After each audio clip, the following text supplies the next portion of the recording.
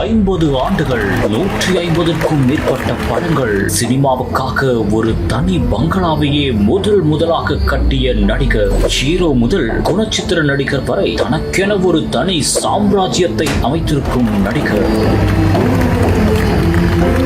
தமிழ் சினிமாவில் 1000 நடிகர்கள் உருவாகி இருக்கலாம். ஆனால் ஒரு நடிகர் தன் வாழ்க்கையையே சினிமாவுக்காக அர்ப்பணித்திருக்கிறார் என்றால் நம்ப முடிகிறதா? அவர்தான் நடிகர் ராஜேஷ். 1974 அவள் ஒரு தொடர்கதை என்ற படத்தில் அவருக்கு நடிக்க வாய்ப்பு கிடைத்தது. அதில் ஒரு சிறிய கதாபாத்திரத்தில் நடித்தாலும் பின்னர் தனக்கென ஒரு தனி சாம்ராஜ்யத்தை தமிழ் சினிமாவில் அவர் உருவாக்கி கொண்டார். ராஜ்கண்ணு தயாரித்த கன்னி பருவத்திலே என்ற படத்தில் ஹீரோவாக அவர் நடித்தார். அதுதான் ஹீரோவாக அவர் நடித்த முதல் படமும் கூட.